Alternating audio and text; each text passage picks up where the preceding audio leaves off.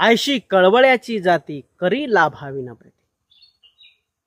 या जगामध्ये तुम्ही राजा बनावं यासाठी हक्काचं व्यासपीठ, हक्काची जागा, तुमचा तो अधिकार तुम्हाला आनंदानं सन्मानानं बहाल करणारे या संपूर्ण विश्वामध्ये तीनच महामानव आहेत।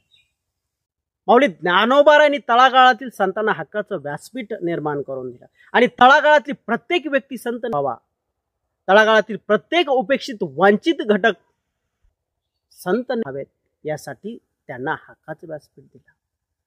हिंदवी स्वराज्याची स्थापना करून या स्वराज्यातील प्रत्येक मावळा हा राजा आहे।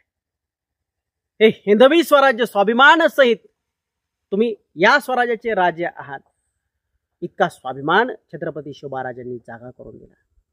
आणि तुम्ही प्रत्येकानं राजा बनावं यासाठी ज्यांनी संविधान लिहिलं ते पूजनीय महामानव डॉक्टर बाबासाहेब आंबेडकर।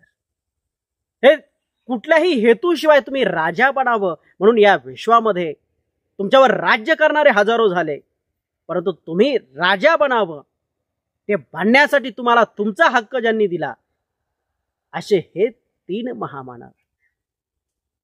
तेव्हा तर या तीनही महामानवांना सोडून जर तुम्ही जगत असाल, यांना तुमच्या जीवनाचा अविभाज्य भाग मानत नसाल, यांची विचारधारा तुम्ही स्वीकारत जर नसाल, तर तुमचं जीवन हे निरर्थक आहे, ते वाया गेलेलं बर्बाद झालेलं जीवन आहे, अर्थ विरहित जीवन आहे।